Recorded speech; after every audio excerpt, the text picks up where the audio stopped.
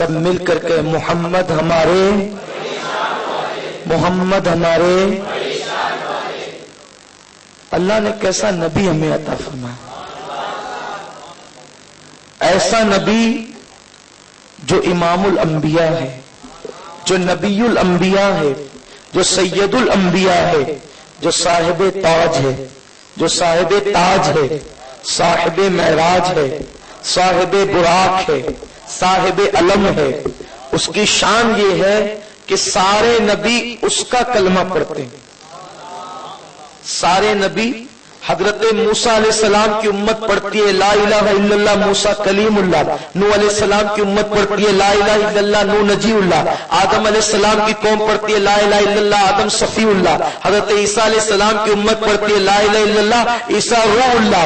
ये सब अपना कलमा दूसरों को पढ़ाते हैं, लेकिन जब कलमा पढ़ने की बात आती है तो ये अंबिया खुद कहते हैं ला इलाहा इल्लल्लाह मुहम्मदुर रसूलुल्लाह, और मेरे नबी का कलमा पढ़कर गोया ऐलान करते हैं मोहम्मद हमारे।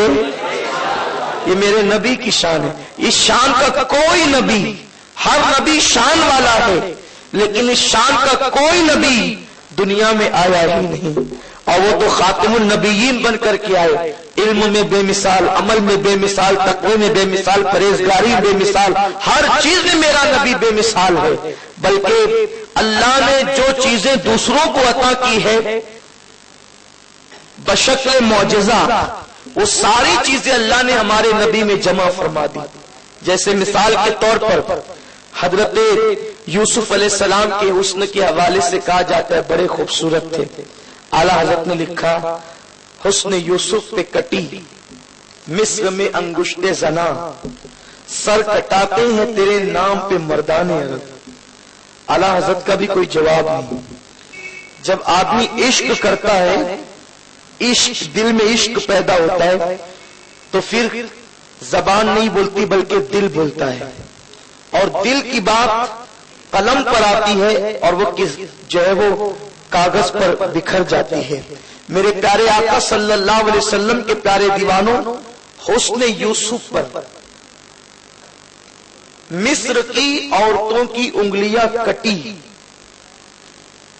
अब आप उसको तकाबुल करें। बस इसी पर अपनी गुफ्तगू खत्म करूंगा, और चूंकि आज के लिए वादा था कि आप हजरात को वजू के हवाले से बताया जाएगा, तो फिर मैं अपनी वो गुफ्तगू आपके सामने करूंगा। हजरत यूसुफ अलैहिस्सलाम बहुत खूबसूरत थे, इतने खूबसूरत थे कि जब 7 साल कहत का जमाना आया, कहत साली, तो हजरत यूसुफ अलैहिस्सलाम ने गल्ले को जमा किया। गल्ला मतलब अनाज, और अनाज को जब जमा किया तो लोगों को देते, तो दूसरे दूसरे मुल्क से भी लोग आते, आप सबको अता करते। लेकिन आपका अंदाजा जो आपने जमा किया था उससे 3 महीना पहले अनाज खत्म हो गया।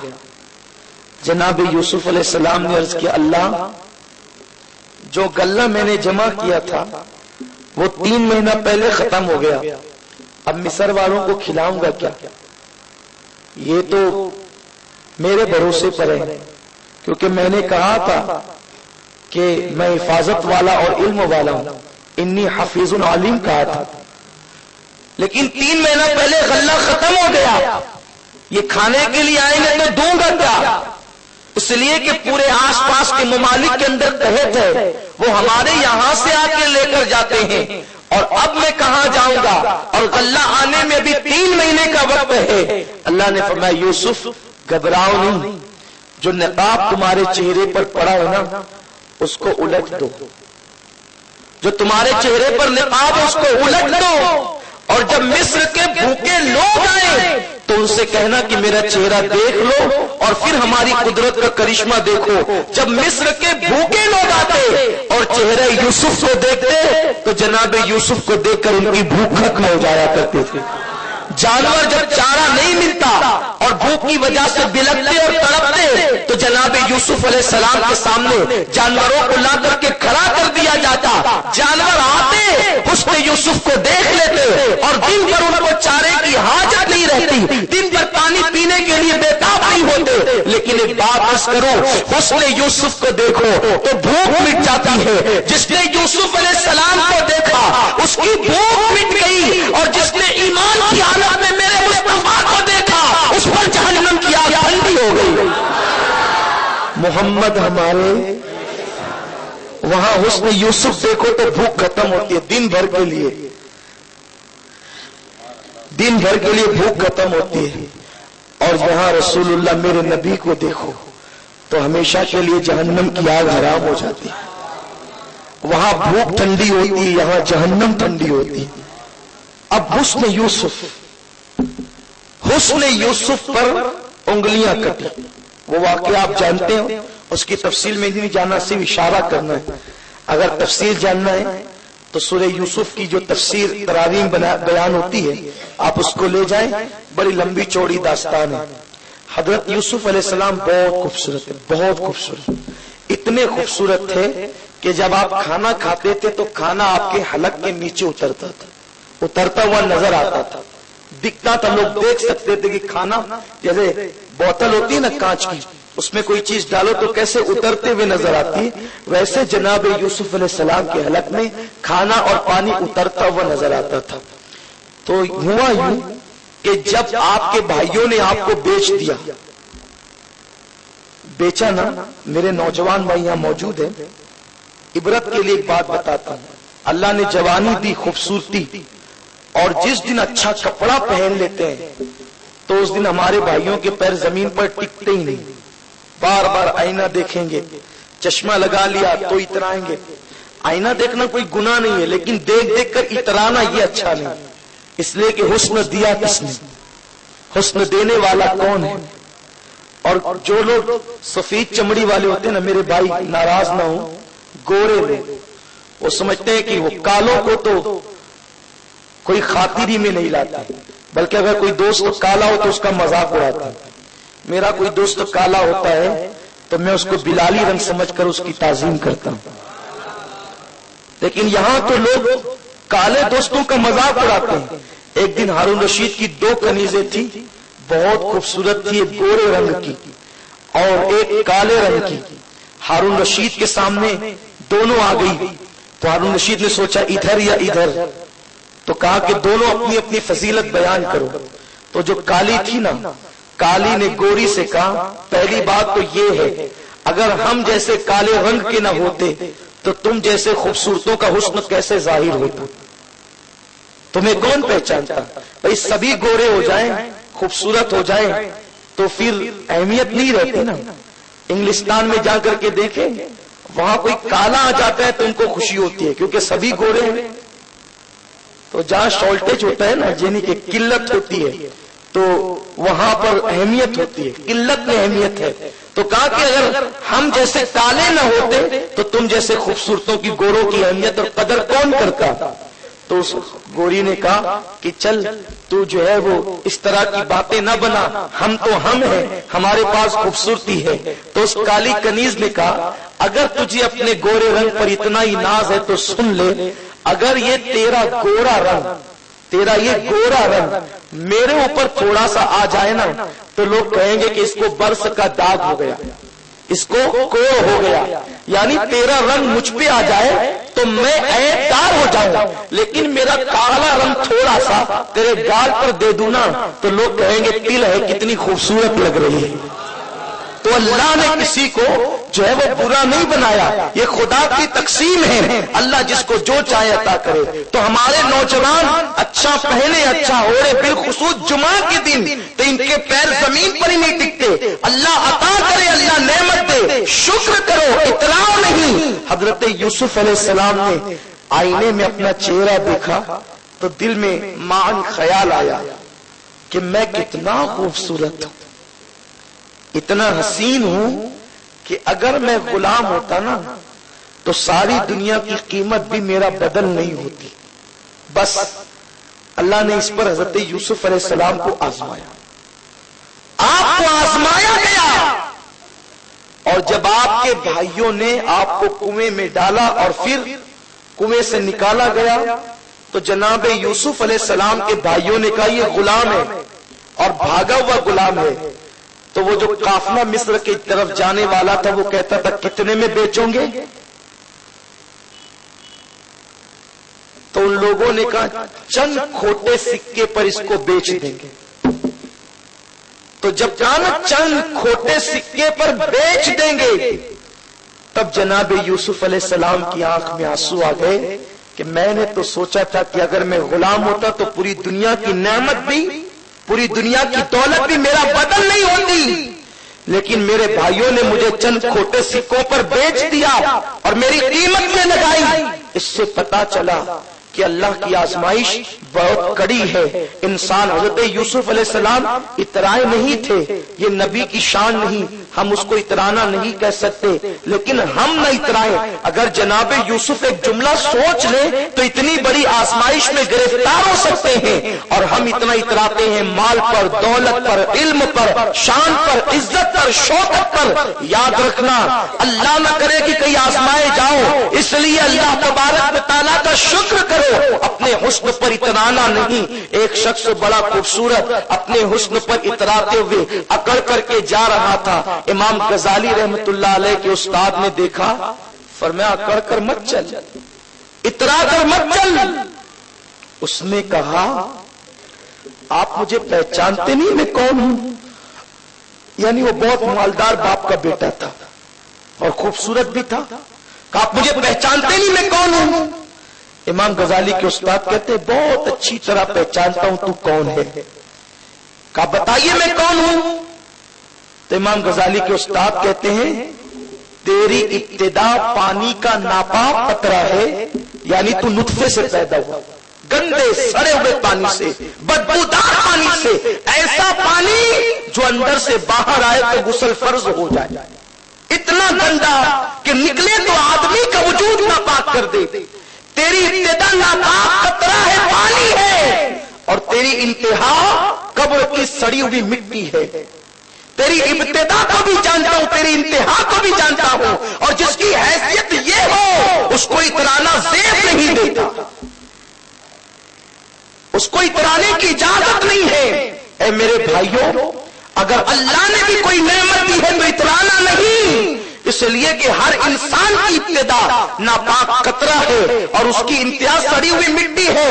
اب بس فرق اتنا ہے، پھر انسان افضل کیوں ہے، اشرف کیوں ہے؟ اس لیے اگر اس سڑی ہوئی بوند سے پیدا ہونے والے انسان نے اللہ کو راضی کر لیا، وہ فرشتوں سے بہتر ہو گیا. اللہ کو ناراض کر لیا، راضی نہیں کر سکا، وہ جانور سے بدتر ہو گیا. افضلیت خدا کو منانے میں ہے، سفید چمڑی میں نہیں، دولت میں نہیں، علم میں نہیں، اور شان شوکت میں نہیں. خدا کو راضی کر لو تم افضل ہو جاؤ. بہرحال پھر جناب یوسف علیہ السلام کو مصر لے کر کے اب رو لیے نا کہ مجھے تو محدود رقم میں بیچ دیا گیا، رو لیے. پھر خدا نے بتایا یوسف اب تو رو چکا، اپنے جملے پہ نادم ہو چکا، اب ہم بتائیں گے تیری شان کیا ہے. جس کے گھر یوسف علیہ السلام گئے تو اس کو مالا مال کر دیا خدا نے. کیسے؟ پورے مصر میں ہنگامہ ہو گیا. ایک ایسا غلام آیا ہے، ایسا غلام جیسا کوئی ہے ہی نہیں. تو اس نے جو خرید کر لے کر گیا تھا نا، اس نے حضرت یوسف کو اپنے گھر کے برآمدے میں نقاب ڈال کے بٹھا دیا اور کہا ایک ایک درہم دیتے جاؤ اور یوسف کو دیکھتے جاؤ، صرف دیکھنے کا ایک درہم. صبح سے لے کر شام تک اس نے لاکھوں دراہم کما لیے، اور اس کے بعد پھر سونے کی جوتیاں پہنائی، سونے کے کنگن پہنائے، سونے کا تاج پہنایا اور لے جا کر کے مصر کے بازار میں بٹھا تھا. سب لوگ خریدنے کے لیے آئے، بڑے بڑے لوگ آئے، چھوٹے بھی آئے، بڑے بھی آئے.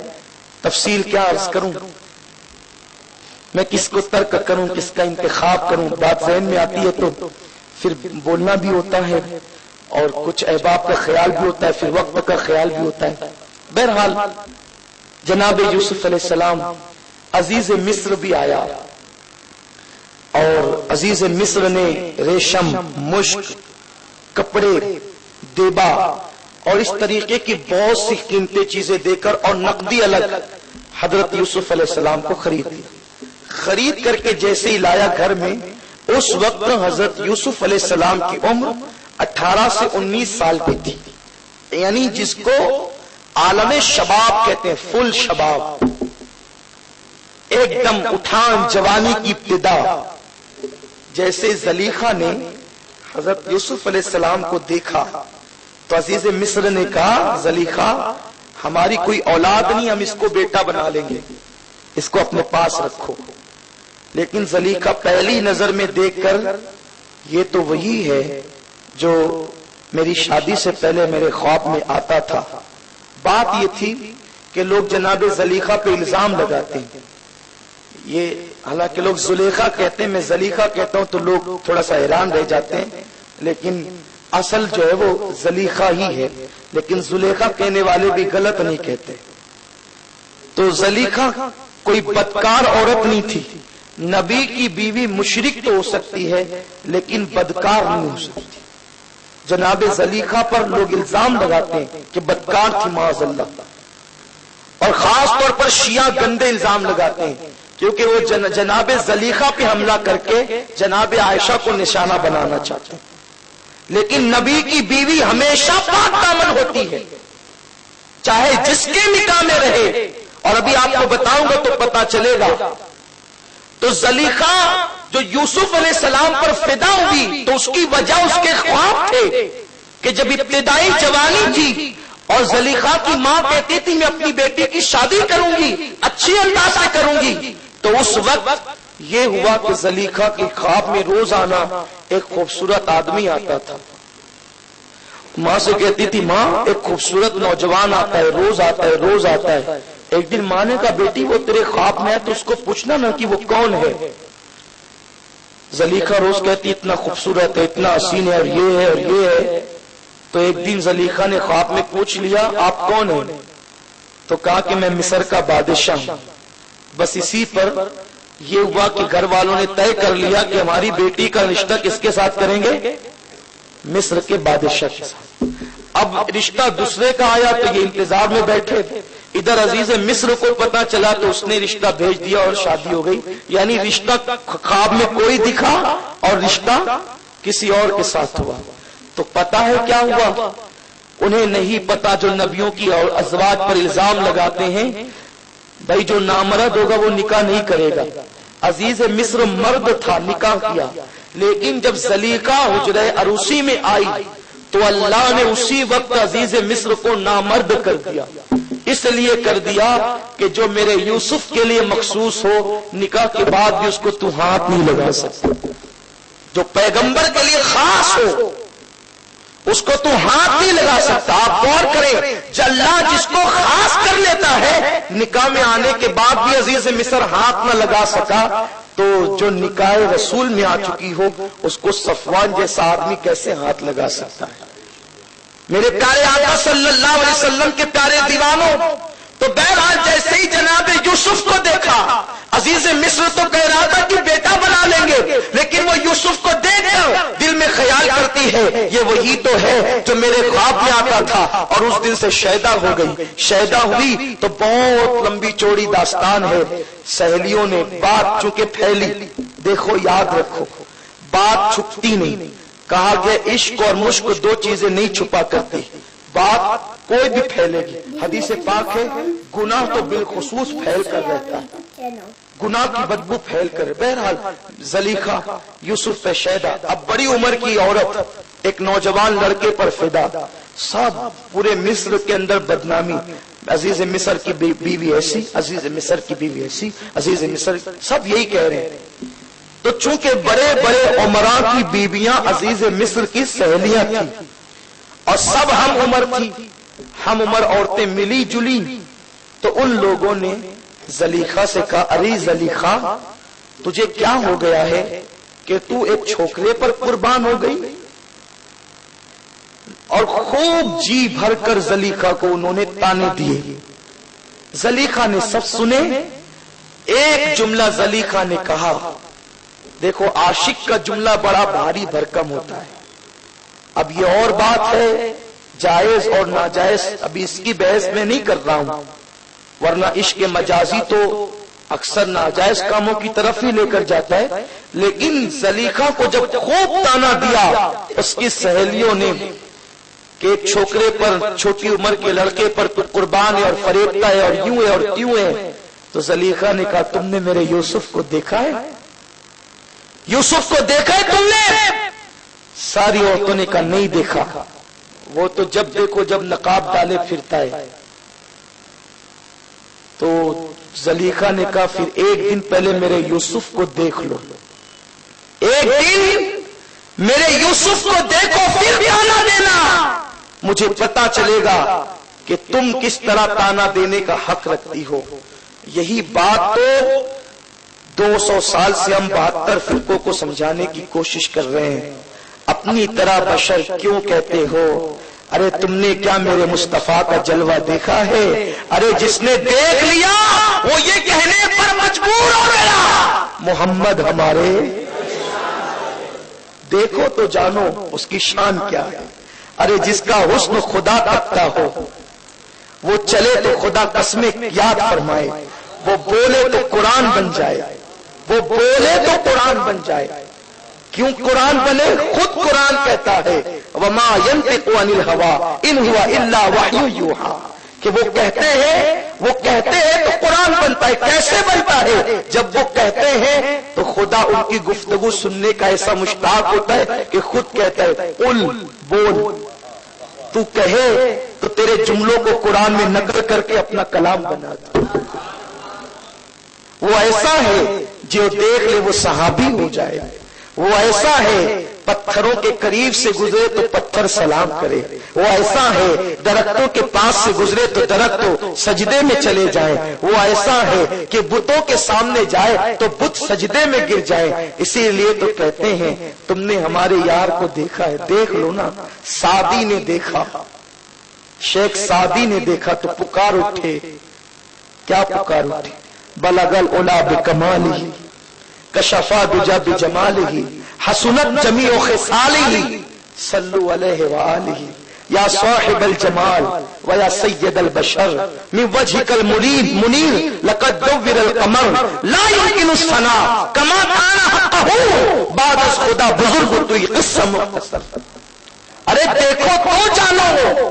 ارے جنہوں نے دیکھا وہ صدیق، وہ فاروق، وہ عثمان، وہ علی، وہ سعد، وہ سعید، وہ زبیر، وہ ابو عبیدہ، وہ حسان، وہ سارے صحابہ بے زبان ہو کر کے پکار اٹھے کہ ہم نے تو شکل مصطفیٰ خدا کا جلوہ دیکھ لیا. محمد ہمارے. وَأَحْسَنُ مِنْكَ لَمْ تَرَ قَطُّ عَيْنِي وَأَجْمَلُ مِنْكَ لَمْ تَلِدِ النِّسَاءُ خُلِقْتَ مُبَرَّأً مِنْ كُلِّ عَيْبٍ كَأَنَّكَ قَدْ خُلِقْتَ كَمَا تَشَاءُ.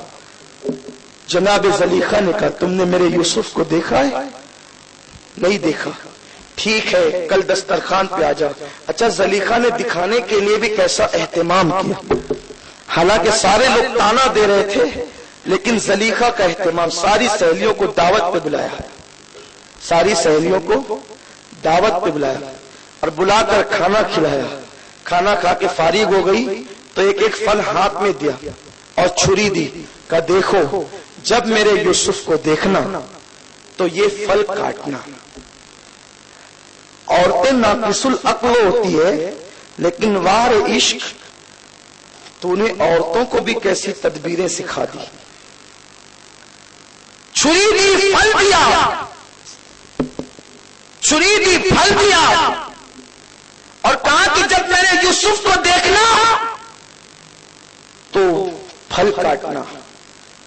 کھا پی کر بیٹھ گئی ہاتھوں میں پھل لے کر. تو جناب یوسف کو بلایا کہ یوسف ذرا نقاب الٹ دے. یوسف نے نقاب الٹا. وہ دیکھتی ہے اور دیکھ کر پھلوں کو کاٹنا چاہتی ہے تو انگلیاں کاٹنا کیا چاہ رہی ہے؟ توجہ فرمائیں. کیا کاٹنا چاہ رہی ہے؟ پھل. اور حسن یوسف سامنے ہے تو دیکھ کر انگلیاں کٹ گئی. انگلیاں کٹ گئی اور انگلیاں کٹی اور ان کو احساس بھی نہیں ہوا. اور ان لوگوں نے پکار کر حیرت سے کہا یہ بشر ہے، یہ بشر ہے، یہ بشر نہیں ہے. دیکھ کر حیرت سے کہتی ہے یہ بشر معلوم نہیں ہوتا، یہ تو کوئی مقرب فرشتہ معلوم ہوتا ہے، بہت عظیم عزت والا عظمت والا فرشتہ معلوم ہوتا ہے۔ وہ یہ کہنے پہ قربان ہو گئی، یہ کہنے لگی اور قربان ہوئی۔ اعلی حضرت کہتے ہیں حسن یوسف پہ کٹی مصر میں انگشت زنا، حسن یوسف پر کٹی، کٹی مطلب ایک مرتبہ کٹی۔ اب توجہ فرمائے، محمد ہمارے حسن یوسف پر کیا کٹی؟ ایک مرتبہ۔ کیا کٹی؟ انگلیاں۔ کیا کٹی؟ کٹی، کاٹی نہیں، توجہ، کٹی، کاٹی، کٹی اور کاٹی میں فرق ہے۔ کٹی مطلب نہ چاہتے ہوئے بھی کاٹنے کو کٹی کہتے ہیں، نہیں چاہتا انہوں نے کاٹنا لیکن کٹ گئی انگلیاں، ایک ہی بار کٹی نا انگلیاں۔ کس پر؟ حسن یوسف پر۔ وہ حسن جس کو دیکھ کر بھوک مٹ جائے، وہ حسن جس کو دیکھ کر پیاس مٹ جائے، وہ حسن اس جیسا حسن مصریوں میں کسی کے پاس نہ ہو، وہ حسن جو زمانے کا عظیم حسن ہو، سب میں مشہور ہو، جہاں زلیخا فدا ہو، جہاں لوگ ایک درہم صرف زیارت کا دے کر کے جاتے ہو، اس حسن پر انگلیاں کٹی ایک مرتبہ۔ کس کی؟ عورتوں کی۔ عورت ناقص العقل ہے، ہن نواقص العقل، عورتوں کی عقلیں عادی ہے، وہ عادی عقل کی ہے۔ آپ غور فرمائیں، وہ مصر کی عورتیں، وہ نازک عورتیں، وہ حسین عورتیں، وہ جمیل عورتیں، وہ ناقص العقل عورتیں حسن یوسف کو دیکھ کر انگلیاں کاٹی بغیر ارادے کے۔ وہ انگلیاں نہیں کاٹنا چاہتی تھی، وہ پھل کاٹنا چاہتی تھی، غلطی سے انگلیاں کٹ گئی۔ ارے حسن یوسف وہ ہے کہ جس کو دیکھ کر عورتوں کی ایک مرتبہ بغیر ارادے کے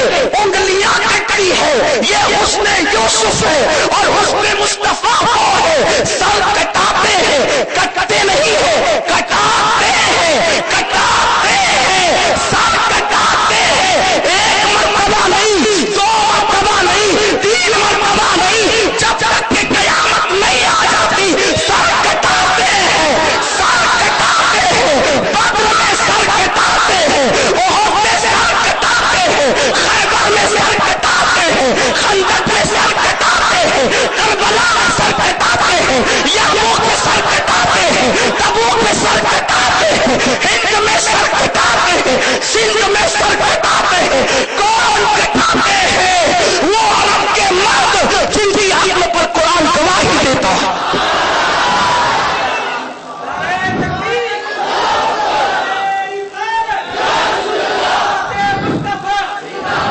حسن یوسف پہ کٹی ایک بار مصر میں انگشت زنا، سر کٹاتے ہیں تیرے نام پہ مردان عرب۔ عرب کے مرد، مفتی صاحب موجود ہے، عرب کے مردوں کی شان یہ تھی، ان کی عقل اتنی زیادہ تھی کہ وہ ایک ایک محفل میں 200 شعر پڑھ دیتے تھے، زبان ایک ایک چیز کے 20 نام رکھتے تھے۔ وہ ساری دنیا کو عجم کہتے تھے تکبر سے، اور خود کو عرب یعنی زبان کا کہتے تھے۔ اعلیٰ حضرت کے انتخاب کے پہ قربان جائے، سر کٹاتے ہیں تیرے نام پہ۔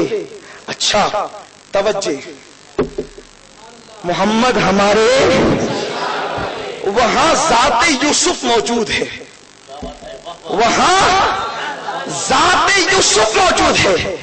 ذات اور نام میں فرق ہوتا ہے، ذات نام کے برابر نہیں، نام نام ہے، ذات ذات ہے، نام سے افضل ذات ہوتی ہے۔ وہاں ذات یوسف ہے، یوسف علیہ السلام کی ذات کو دیکھ کر عورتوں کی انگلیاں کٹی، یہاں ذات نہیں ہے، ہائے ہائے ذات نہیں ہے، یہاں تو نام ہے۔ سر کٹاتے ہیں تیرے نام پہ، نام پہ یا رسول اللہ، تیرے نام پہ، مردان عرب تیرے نام پہ۔ حضور جب نام کا یہ یہ عالم ہے کہ ہر دن کربلا بپا ہوتا ہے، جب نام کا یہ عالم ہے، علی اکبر ہاں جان دیتے ہیں، امام قاسم جان دیتے ہیں، امام اصغر علی اصغر جان دیتے ہیں، امام حسین جان دیتے ہیں، امام حسن جان دیتے ہیں، ہم عمر ابن خطاب جان دیتے ہیں، اور عثمان غنی جان دیتے ہیں، مولا علی جان دیتے ہیں، ابو عبیدہ جان دیتے ہیں، یہ جان دیتے ہیں عرب کے مرد کس پر؟ نام پر۔ ارے نام پہ جب سر کٹاتے ہیں، حضور اگر آپ کی ذات آ جائے تو کیا کہنے، حضور آپ کی ذات آ جائے تو کیا کہنے، سر حسن یوسف پہ کٹی مصر میں انگشت زنا، سر کٹاتے ہیں تیرے نام پہ۔ نام کی بات آئی نا تو کیا ہوتا ہے، پہلی رات کی دلہن چھوڑ کر حنزلہ نام پر جان دینے جاتے ہیں۔ کس پر؟ نام پر سر کٹانے جاتے ہیں۔ عرب کے مرد سر کٹانے جاتے ہیں، عرب کے مرد سر کٹانے جاتے ہیں۔ جناب حنزلہ ہے جان دینے جاتے ہیں، اسود ہے جان دینے جاتے ہیں، حضرت خبیب ہے جان دینے جاتے ہیں، خباب ہے جان دینے جاتے ہیں، عمر ہے جان دینے جاتے ہیں، حمزہ ہے جان دینے جاتے ہیں، سعید ابن مسیب ہے جان دینے جاتے ہیں۔ کس پر؟ نام پر، اور سر کٹاتے ہیں۔ یہ میرے حضور کا حسن ہے۔ اور وہ سر کٹا کے کیا کہتے ہیں؟ محمد ہمارے، اختتام پر دنیا میں تو سب کہتے رہے محمد ہمارے، محمد ہمارے، ایسے نہیں بولے نا، ذرا عشق کے لہجے میں ڈوب کر بولے محمد ہمارے۔ حیرت، گانا گانے میں شرم نہیں آتی، نام محمد لینے میں شرم آتی۔ یہ نام کوئی کام بگڑنے نہیں دیتا، بگڑی بھی بنا دیتا ہے سب نام محمد۔ ذرا بول دینا ایک مرتبہ محمد ہمارے۔ حالانکہ میں بلوانے کا لہجہ نہیں رکھتا، لیکن میں آج اپنے آقا کی نعت بیان کر رہا ہوں الفاظ کی شکل، محمد ہمارے۔ سب نے کہا عرش پر محفل سجینا، بس ابتدا اور انتہا۔ انشاءاللہ پھر کسی موقع پر ہم اس گفتگو کو معلق رکھتے ہیں، ملتوی رکھتے ہیں، اس دن پھر کسی دن جم کر گفتگو ہوگی انشاءاللہ، مجھے یاد دلائیے گا۔ پہلی محفل سجی، 1,24,000 انبیاء کی روحیں تھی، سب جھل جھل چمک رہے تھے۔ پھر ہر روح اپنے نور پر شادہ و فرحاں تھی، ایسے میں ایک نور چمکا، اور جب وہ نور چمکا تو سب نے کہا یہ کس کا نور ہے؟ ارشاد ہوا یہ میرے محبوب محمد کا نور ہے، جس نے سب کے نور کو چھپا لیا، ڈھانپ لیا۔ تو گویا اس وقت انبیاء کی روحوں نے بھی کہا تھا محمد ہمارے۔ قیامت کا دن ہوگا، جہنم لایا جائے گا، حدیث پاک ہے، لاکھوں فرشتے جہنم کو کھینچ کر لائیں گے۔ جہنم کو آتا دیکھ کر نمازی، روزے دار، حاجی، غازی سب کہیں گے نفسی نفسی نفسی نفسی، میری جان میری جان، میرا کیا میرا کیا، سب کو اپنی پڑی ہوگی سب، حتیٰ کہ سب کہیں گے عبادت گزار، نیکوکار، پرہیزگار، گنہگار سب جہنم کو دیکھ کر اس سے بدبو آ رہی ہوگی، اس سے شعلے اٹھ رہے ہوں گے۔ حتیٰ کہ آپ کو بتاؤں انبیاء کی زبان پر بھی نفسی نفسی ہوگا۔ آدم علیہ السلام نفسی نفسی، نوح علیہ السلام نفسی نفسی، عیسیٰ علیہ السلام نفسی نفسی، موسیٰ علیہ السلام نفسی نفسی، یوسف علیہ السلام نفسی نفسی، داؤد علیہ السلام نفسی نفسی، سب نفسی نفسی کر رہے ہوں گے۔ ماں بیٹے کو نہ پہچانے گی، بیٹا باپ کو نہ پہچانے گا، دوستیاں ٹوٹ جائے گی، رشتے ٹوٹ جائیں گے۔ اسی نفسی نفسی میں ایک صدا بلند ہوگی، رب حبلی امتی، رب حبلی امتی، رب حبلی امتی، رب حبلی امتی۔ اس وقت جب لوگ اپنے آپ کو دیکھنے کی فرصت میں نہیں ہوں گے، ننگے بدن لوگ اٹھیں گے، اپنے آپ کو دیکھ نہیں سکیں گے، لیکن وہ آواز اتنی حسین ہوگی، وہ آواز اتنی پیاری ہوگی، وہ آواز اتنی منموہنی ہوگی، اس آواز میں دل بلانا جو ہے وہ صدا ہوگی، تو سب ادھر متوجہ ہوں گے۔ تو کیا دیکھیں گے؟ کالی کالی زلفوں والا، مستانی اکھیوں والا، خوبصورت چہرے والا، حسین انداز والا۔ اس کی آواز سے لوگوں کے دل جو ہے، دلوں کا خوف دور ہوگا، اور وہ کہے گا چلو چلو اللہ کی بارگاہ میں چلتا ہوں۔ اور اس کے بعد اس دن میں کہنا اسی کو زیبا ہوگا، کیونکہ وہ محبوب خدا ہوگا، وہ حبیب کبریا ہوگا، وہ سید الانبیاء ہوگا، وہ خاتم النبیین ہوگا، وہ ختم مرتبت ہوگا، وہ سید الرسل ہوگا، وہ مولائے کل ہوگا، وہ دانائے سبل ہوگا، وہ کونین کی جان ہوگا، وہ روح کائنات ہوگا، وہ آمنہ کا لال ہوگا، وہ عبداللہ کا لخت جگر ہوگا، وہ آگے چلے گا اور سب پیچھے چلیں گے۔ گویا کہ وہ بتا رہا ہوگا کہ لوگ محشر میں آ کر نفسی نفسی کہہ رہے تھے، لیکن میں آگے ہو کر سب کو پیچھے ہو کر میں دولہا بن گیا اور سب کو باراتی بنا دیا۔ ارے جس نے میدان محشر کا غمگین نقشے کو بہجت دادا بارہ تبدیل کر دیا ہو، وہی تو میرے آقا محمد عربی کی ذات ہوگی۔ وہ یہ منظر دیکھیں گے اور حیرت سے پکار اٹھیں گے، ارے تھوڑی دیر پہلے تو لوگ نفسی نفسی کہہ رہے تھے، یہ کیا آیا اور سب کو باراتی بنا کر اس نے سب کے دلوں سے خوف دور کر دیا۔ اس وقت لوگ ہی صدا بلند کریں گے،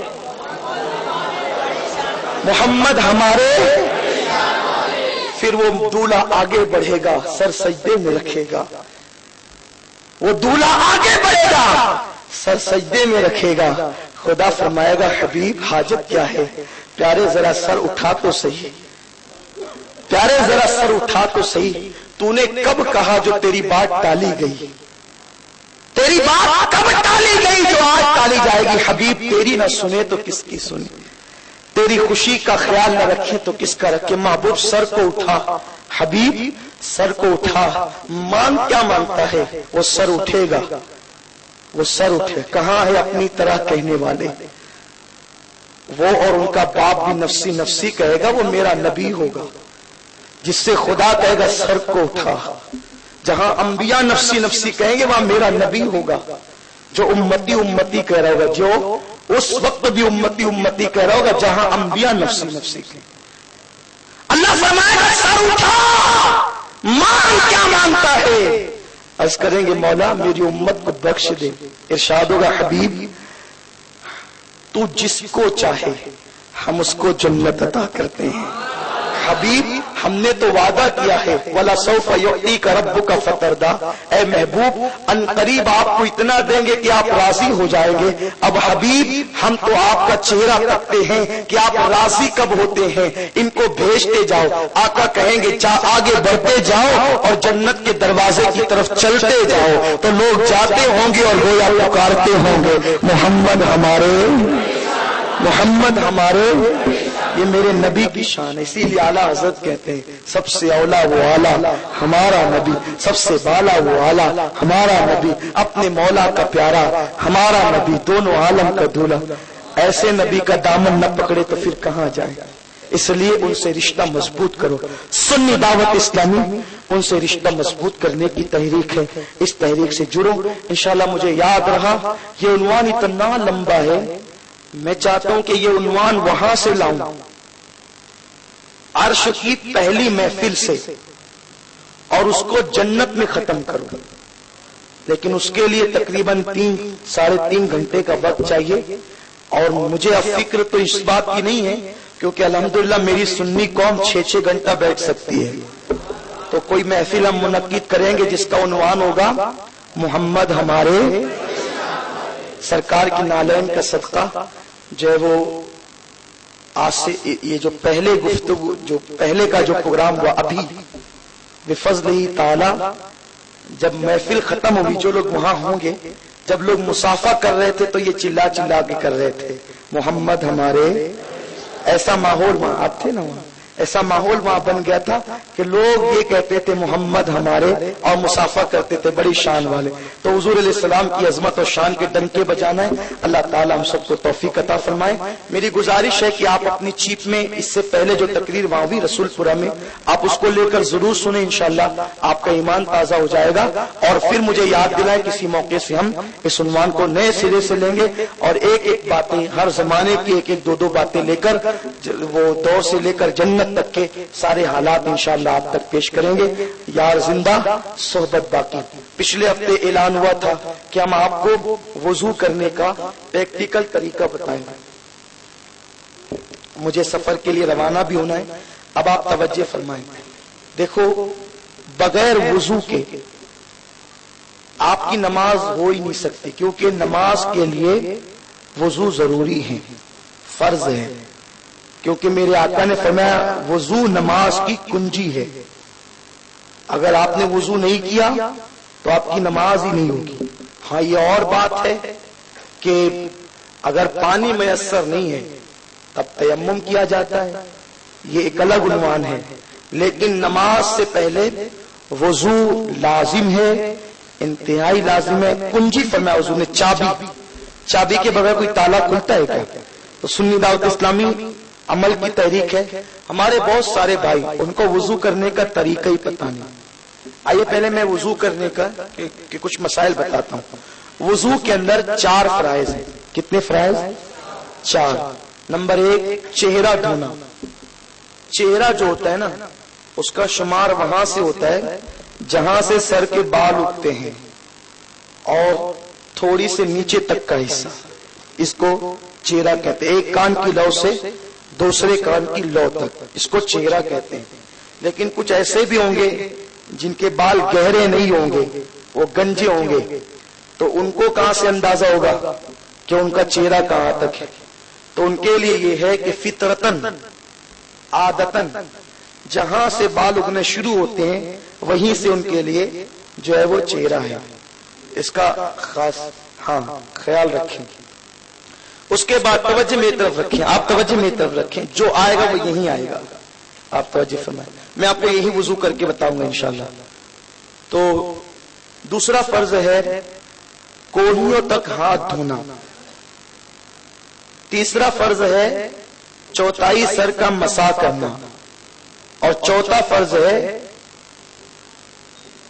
ٹخنوں تک پیر دھونا۔ یہ 4 فرائض ہیں وضو کے۔ اب جب 4 ہی فرائض ہے تو پھر کلی کیوں کرتے ہیں، ناک میں پانی کیوں ڈالتے ہیں، مسواک کیوں کرتے ہیں؟ یاد رکھیں یہ فرائض ہیں اور باقی چیزیں سنتیں ہیں۔ اگر آپ ایسے وقت میں، پہلے آپ سن لیں وہ بعد میں لائیں، آپ پہلے توجہ میری طرف رکھیں، بہت اہم چیز میں آپ کو سکھا رہا ہوں، آپ کو بتا رہا ہوں، جب میں کہوں گا تبھی وہ لائیں۔ وہ تشت لانے والے ہیں، کچھ کوئی ایسی خاص چیز تو نہیں ہے کہ ہاتھی یا اونٹ آ جائے گا جو آپ نے کبھی نہیں دیکھا ہے، یہ نہیں ہوگا، تشت ہی آنے والا ہے اور ایک لوٹا آئے گا ساتھ میں جو یہیں آپ کے سامنے لایا جائے گا۔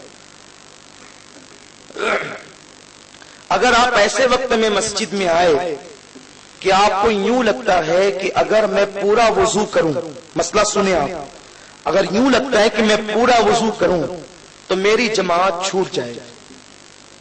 ایسا ہوتا ہے نا کبھی کبھی کہ مسجد کے اندر ایسے وقت میں آئے کہ امام صاحب 4تھی رکعت میں تھے، اب وضو پورا کرتے ہیں تو ہوگا یوں کہ جماعت چھوٹ جائے گی، تو اس وقت آپ کے لیے حکم یہ ہے کہ آپ جو ہے وہ صرف یہ 4 فرائض ادا کر لیں، یعنی چہرہ دھو لیں، ہاتھ دھو لیں، سر کا مسح کر لیں اور پیر دھو لیں اور جماعت میں شامل ہو جائیں، یہ آپ کریں، یعنی یہ آپ کے لیے چھوٹ ہے۔ اسی طرح آپ سو رہے تھے، ایسے وقت آنکھ کھلی کہ فجر میں آخری وقت آ گیا، اب پورا وضو کرنے پر بھی جو ہے وہ نماز چلی جائے گی اور سورج نکل آئے گا، تو آپ پہلے دیکھیں کہ میں 4 فرائض ادا کر سکتا ہوں۔ اگر 4 فرائض ادا کر سکتے ہیں تو آپ 4 ہی فرائض، چہرہ دھو کے، ہاتھ دھو کے، مسح کر کے، پیر دھو کے نماز پڑھ لیں، آپ کی نماز ہو جائے گی۔ لیکن اگر یہ کہ چلو اب میں وضو ہی نہیں کر سکتا، وضو کروں گا تو نماز چلی جائے گی، 4 اعضاء بھی اگر دھلتا ہوں تو بھی نماز چلی جائے گی اور سورج نکل آئے گا، تو اس وقت حکم یہ ہے کہ آپ کے گھر میں کوئی مٹی کا برتن ہو، آپ اس سے تیمم کریں، تیمم کر کے نماز وقت میں ادا کر لیں، اور اس کے بعد جب سورج بلند ہو جائے اس وقت نئے سرے سے وضو کر کے آپ نماز کو دوہرا لیں۔ یہ طریقہ ہوا۔ کبھی کبھی ایسا بھی ہوتا ہے کہ آپ بس میں سفر کر رہے ہیں، بس میں چونکہ چلتی ہوئی ٹرین کی بات نہیں کر رہا ہوں، چلتی ہوئی بس کی بات کر رہا ہوں، کہ اگر آپ بس میں سفر کر رہے ہوں تو اب یوں ہوتا ہے کہ اس میں کوئی نل نہیں ہوتا، پانی نہیں ہوتا، کیا کریں؟ اب بس والے جو اکثر والوو والے ہوتے ہیں نا، وہ کہیں روکتے نہیں، وہ تیزی سے جانا چاہتے ہیں منزل کی طرف، اگر وہ روک بھی دے ہماری مروت میں تو پیسنجر ڈرائیور سے اور کلینر سے لڑتے ہیں کہ ہمارا ٹائم ویسٹ ہو رہا ہے، تم نے کیوں روکا؟ تو وہ روکتے نہیں ہیں، چاہے اسٹاپ ہوتا ہے وہیں روکتے ہیں۔ تو ایسی صورت میں نماز کا آخری وقت آ گیا تو کیا کریں گے؟ تو ایسا ہے اس وقت بھی نماز چھوڑنے کی اجازت نہیں ہے، مسئلہ ذہن خیال سے سنیں، اس وقت بھی نماز چھوڑنے کی اجازت نہیں ہے. اگر وضو نہیں ہے، پانی بھی نہیں ہے، تیمم بھی نہیں کر سکتے، تو بغیر وضو جس حالت میں ہے آپ جو ہے وہ نماز جیسی صورت بنا لیں. یعنی آپ جو ہے وہ نیت نہیں کرے کہ نیت کی میں نے 4 رکعت کی 2 رکعت کی، یہ نہیں. بس یہ کہ آپ بغیر نیت کے دل میں کہیں، یعنی اللہ اکبر دل میں کہیں، زبان سے نہیں کہے، ثنا سورہ فاتحہ وغیرہ پڑھ کے اشاروں سے نماز ادا کر لیں. یعنی نماز جیسی صورت بنا لیں، کچھ پڑھنا نہیں ہے، سب دل میں ارکان ادا کرنے اور ظاہر جو ہے وہ اس کے یعنی اشارہ کرنا ہے.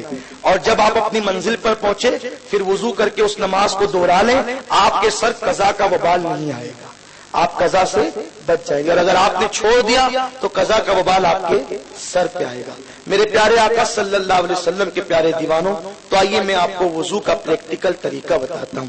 اور ایک بات یاد رکھیں، ہمیشہ باوضو رہنے کی عادت ڈالیں، کیونکہ اللہ کے رسول صلی اللہ علیہ وسلم نے فرمایا کہ جو باوضو رہتا ہے اللہ اس کو نیکیوں کی توفیق عطا کرتا ہے، اور جو باوضو رہتا ہے فرشتوں کو اللہ اس کا دوست بنا دیتا ہے.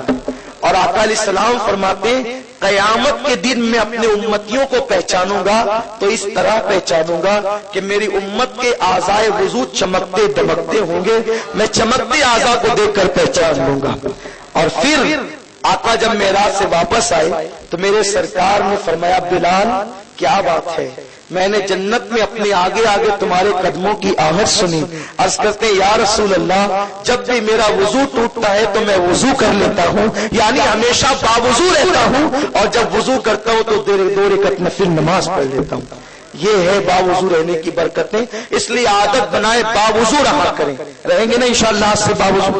بہت آسان عمل ہے. اچھا ایک اور فائدہ باوضو رہنے کا، اگر آپ کا وضو ٹوٹا، استنجا کیا تو وضو کر لیں، بیت الخلا گئے تو بھی وضو کر لے. وضو کرنے میں جاتا کیا ہے؟ لیکن جو بندہ وضو کرتا ہے اور جب تک وہ باوضو رہتا ہے فرشتے مسلسل اس کے نام اعمال میں نیکیاں لکھتے رہتے ہیں. باوضو رہنے کی برکت یہ ہے. اور آقا فرماتے ہیں جو ہمیشہ باوضو رہتا ہے اللہ تعالیٰ اس کو شہید کا مرتبہ عطا فرماتا ہے اور اللہ اس کو بے حساب جنت عطا فرماتا ہے. تو آپ لوم چلا رہے ہیں، باوضو لوم چلا سکتے ہیں. آپ گھر میں بیٹھے باوضو رہ سکتے ہیں. یعنی کوشش کریں ہمیشہ باوضو رہنے کی، اس کی بڑی برکتیں آپ دیکھیں گے. وہ تشکر لے آئیں اور اب آپ لوگ بغور سماعت کریں. میں آپ کو دیکھیے آپ کی آسانی کے لیے پریکٹیکل بتا رہا ہوں آپ کو. توجہ سب کی طرف. ایک بار درود شریف پڑھیں.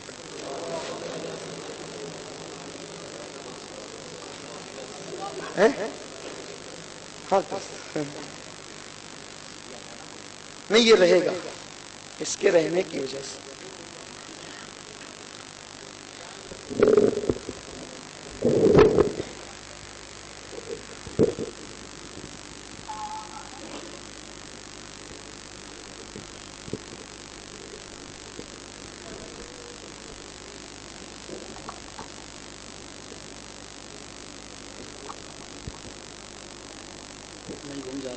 چلو ٹھیک کوئی بات نہیں.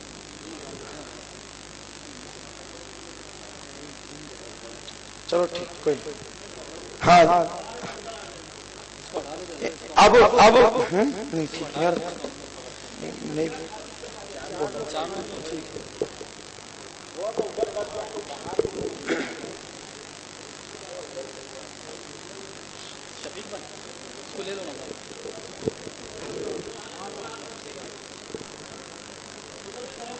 ہاں دیکھیے اب اچھا ایک مسئلہ یہ ہے کہ وضو میں کسی کی مدد نہیں لے سکتے کیونکہ وضو ایک مستقل عبادت ہے.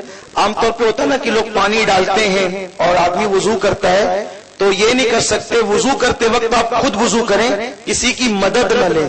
لیکن چونکہ میں طریقہ بتا رہا ہوں، میرے ہاتھ میں مائک بھی ہوگا، پھر پانی بھی تو کوئی ایک آدمی پانی ڈالے گا، تو اس لیے جو ہے دیکھیے وضو سے اب میں یہ نہیں کہوں گا کوئی کون صحیح کرتا تھا کون غلط کرتا تھا، لیکن وضو کا طریقہ میں آپ کو بتاتا ہوں.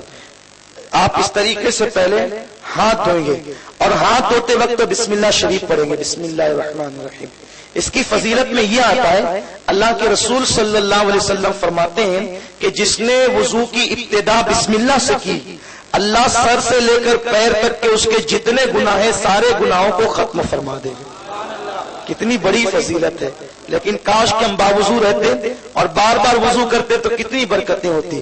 آقا فرماتے ہیں وضو سے چمک بڑھتی ہے، اس لیے کثرت سے وضو کیا کرو تاکہ تمہاری چمک بڑھتی رہے۔ تو یہ بسم اللہ شریف پڑھ کر ہاتھ دھوئے، اس کے بعد ہر ساتھی اپنے پاس مسواک رکھیں، کیونکہ وضو میں مسواک کرنا یہ سنت موقدہ ہے، تاکیدی سنت ہے۔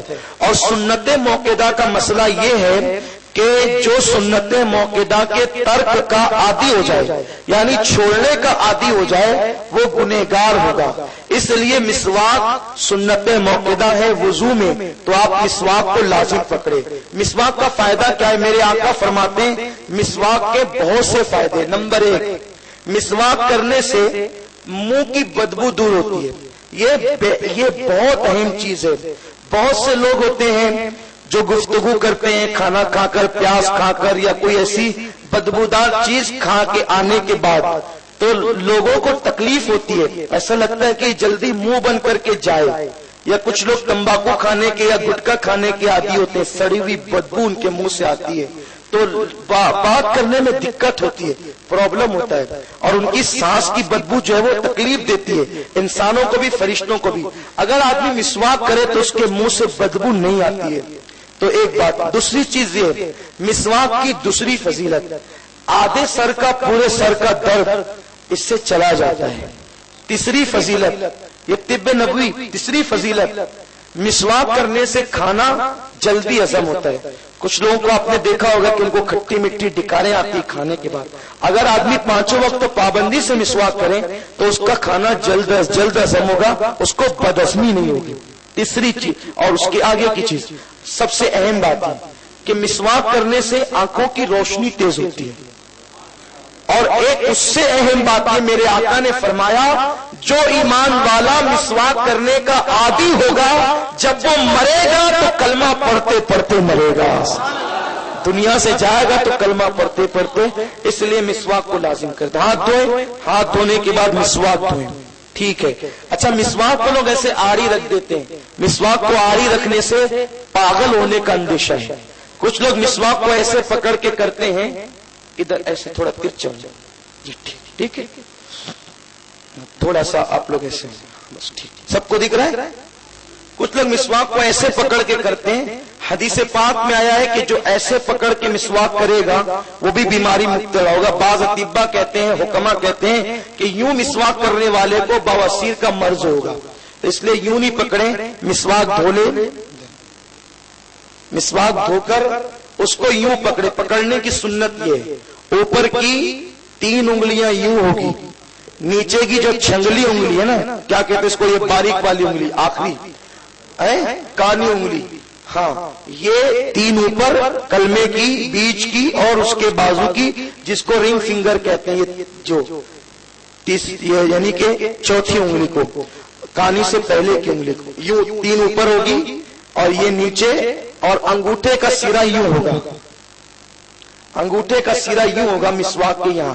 دیکھو میرے نبی کی عظمت پہ قربان جائیں کہ میرے رسول نے مسواک پکڑنے کا طریقہ بھی ہمیں عطا فرمایا، سرکار نے مسواک پکڑنے کا طریقہ بھی بتایا۔ اب بتائیں اگر ہم جیسے لوگ حضور علیہ السلام کی سنتوں پہ عمل نہ کریں، ہم سے زیادہ کم نصیب کون ہوگا۔ اب اس کو دانت کے جو ہے نا 3 حصے ہوتے ہیں، ایک دائیں طرف کا، ایک بائیں طرف کا اور ایک بیچ کا، دایاں کا اوپر نیچے، بایاں کا اوپر نیچے، بیچ کا اوپر نیچے۔ سنت یہ ہے کہ پہلے آپ داہنی طرف اس طرح مسواک کریں، جتنی مرتبہ کر سکتے ہیں، ٹھیک ہے۔ اس کے بعد ہو سکے تو اس کو دھو لیں، اور اگر آپ نہیں دھل سکتے تو اس کو یوں ہی جو ہے وہ دائیں کی بعد نیچے کی طرف، دائیں کی طرف کریں، پھر بائیں اوپر، پھر نیچے، اس کے بعد بیچ اوپر، پھر نیچے، اس طریقے سے مسواک کریں اور اس کو دھل لیں۔ دھو کر کے اس کو کھڑی رکھیں. مسواک رکھنے کا طریقہ کھڑی رکھنا ہے. بہتر ہے کہ جیب میں رکھیں. جیب میں رکھنے سے یہ ہوگا کہ آپ جب جہاں وضو کریں گے تب آپ مسواک کر سکیں گے. پھر اس کے بعد آپ کلی کریں. وضو میں کلی کرنا یہ سنت ہے. مسواک آپ نے کی,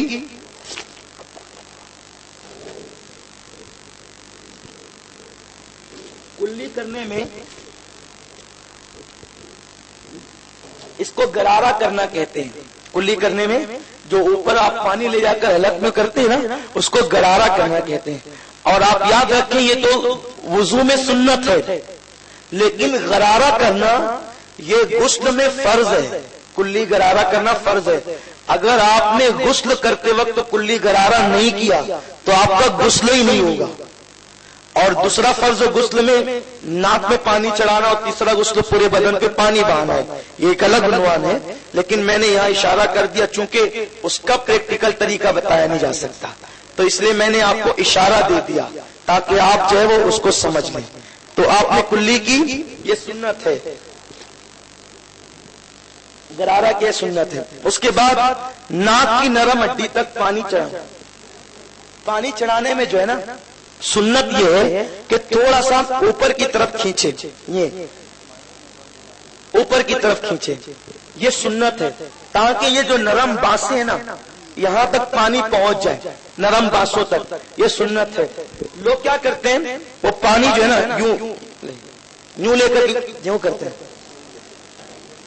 اس سے کوئی مطلب ہی نہیں ہے, کیونکہ ناک میں پانی ڈالنے کی حکمت آپ کو پتہ ہے. ناک میں اگر آپ نرم بانسوں تک پانی چڑھاتے ہیں تو آپ کی ناک میں پہلی چیز بدبو نہیں ہوگی.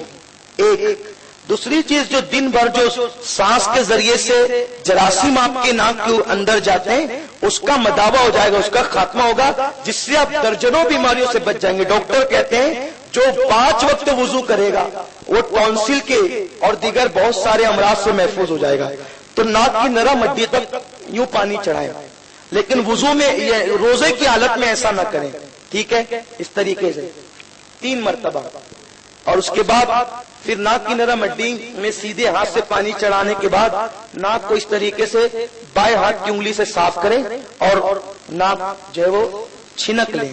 ٹھیک ہے, آپ وہ یہاں نہیں کیا جا سکتا ہے. دیکھیے میں آپ کو اس لیے بتا رہا ہوں, میں کامیڈی کرنا میرا مقصد نہیں ہے, بتانے کا صرف مقصد کہ آپ کے ذہن میں بات بیٹھ جائے. ہم لوگ ٹیچر لوگ کی صحبت میں رہے ہیں, ٹیچروں کے پاس پڑھے ہیں, تو بہترین ٹیچر وہ ہے. دیکھیے جب آدمی تقریر کرے تو سنجیدگی سے کرے, اس وقت تو جو ہے وہ یہ پسند نہیں, لیکن جب کچھ سکھائے تو جو طلبہ ہے نا ان کی توجہ اس طرف رہے اور وہ ایک دم دماغ میں بیٹھ جائے. تو یہ جو میں باتیں کہہ رہا ہوں انشاءاللہ آپ کو زندگی بھر تک یاد رہنی چاہیے. ناک میں پانی ڈالنے کے بعد ناک الٹیاں سے صاف کی, چھنک لیا.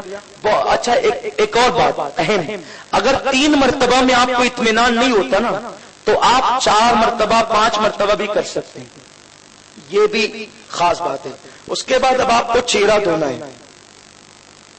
اب جو چہرہ دھوئیں گے نا, چونکہ وہاں پر ٹوٹی ہوتی ہے نا, تو اس طرح کسی کی مدد نہیں لیں گے یہاں تو بتانے کے لیے. اب چہرہ دھوئیں گے تو پانی یوں لیں گے اور یہ جہاں سے سر کے بال اٹھنا شروع ہوتے ہیں وہاں سے دھوئیں گے, لیکن افضل یہ ہے کہ کچھ اوپر سے دھوئیں گے تاکہ نور زیادہ بڑھے گی. بہت ہلکے انداز سے لوگ جو ہے نا, میں لوگوں کو دیکھتا ہوں کہ وہ یوں کرتے ہیں.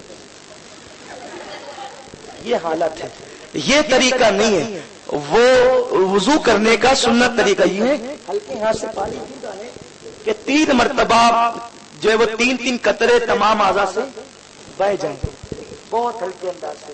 اچھا آنکھوں میں پانی نہ جانے دیں, کیونکہ آنکھوں کے اندر پانی جائے گا تو وہ بینائی کے لیے نقصان کرے گا, اور یوں بھی آنکھوں کو دھونا ہمارے لیے ضروری نہیں ہے. لیکن یہ جو آنکھوں کی پلکیں ہوتی ہے نا, یہ جو اوپر کا حصہ ہوتا ہے, اس کو ہلکے انداز سے ملیں, کیونکہ جب آپ نیند سے اٹھتے ہیں نا تو اس پہ کچھ جم جاتا ہے, اور اگر آپ اس کو نہیں ملتے تو وہ دھلنے سے رہ جاتی ہے, اور دھلنے سے وہ رہے گی تو آپ کا وضو رہ جائے گا. یہ احتیاط آپ خاص کریں, پلکوں کو یوں آپ ملیں تاکہ وہ صاف ہو جائے. تو میں نے 3 کی بجائے 4 مرتبہ کیا, لیکن اطمینان ہونے تک. اب ایسا نہیں کہ آپ دھوتے ہی رہے, لیکن اطمینان ہونے تک یوں آپ کر لیے. اس کے بعد اب چونکہ میری داڑھی گھنی ہے تو یہ چہرے کے اوپر کا حصہ دھلنے کے بعد اب داڑھی کو بھی دھلا جائے گا، اور یہ اتنا کہ جڑ تک کے پانی پہنچ جائے، جڑ تک کے پانی پہنچ جائے.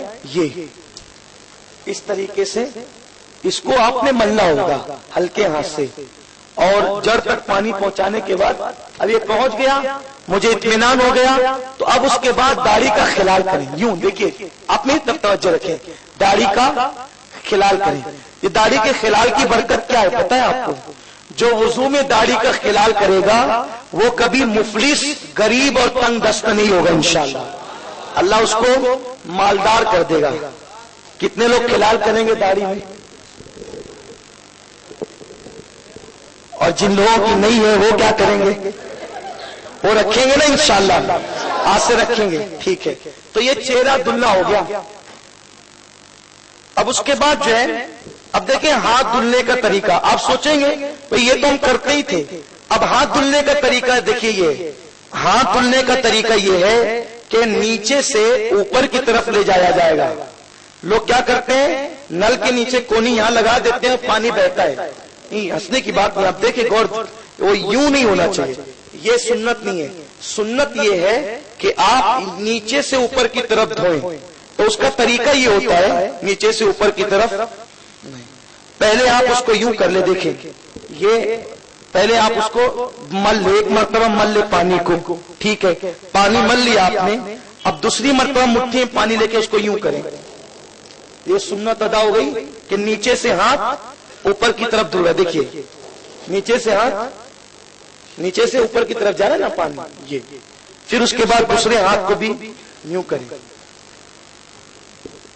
اچھا، کونیوں تک دھونا سنت ہے، لیکن ہم لوگ اوپر تک دھوتے ہیں تاکہ اس کے نور میں اضافہ ہو.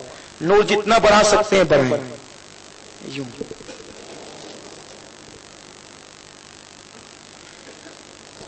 یہ ہو گیا دوسرا فرض. ٹھیک ہے، دو سنتیں آپ نے، تین سنتیں دیکھی.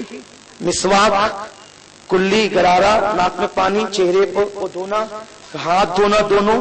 اس کے بعد یوں پانی لے کے، تازہ پانی لے کر جو ہے وہ اب جو ہے وہ مسا کا دو طریقہ ہے. ایک طریقہ تو یوں ہے کہ جو تین انگلیاں ہیں، تین انگلیاں یہاں رکھ کر اس طرح پیچھے لے جائیں. ٹھیک ہے، یہ پیچھے تک آپ لے کر کے گئے، جہاں ہم تکیہ رکھتے ہیں وہاں تک لے گئے. اس کے بعد یہ جو ہتھیلی کی گدیاں ہیں اس کو پھر یہاں سے رکھ کے اس طرح واپس لائیں. ٹھیک ہے، پھر اس کے بعد کان میں انگلی سے مسا کیا، پھر یہ انگوٹھے کو پیچھے سے کیا، پھر یہ جو ہتھیلیوں کے جو انگلیوں کے پچھلا حصہ ہے اس سے جو ہے وہ گردن کا مسا کیا. یوں گردن کا مسا کرنا سنت ہے. لوگ پورے گلے کا مسا کرتے ہیں، گلے کا مسا نہیں بلکہ گردن کا مسا کرنا چاہیے. یہ ایک طریقہ ہوا.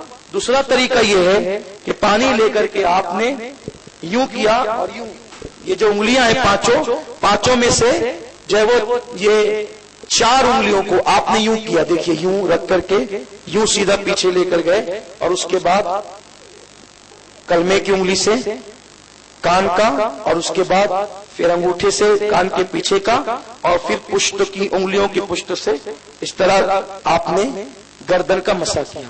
گردن کا مسا کرنے کے بعد پھر سنت یہ ہے کہ انگلیوں کا خلال کیا جائے. انگلیوں کا خلال یہ.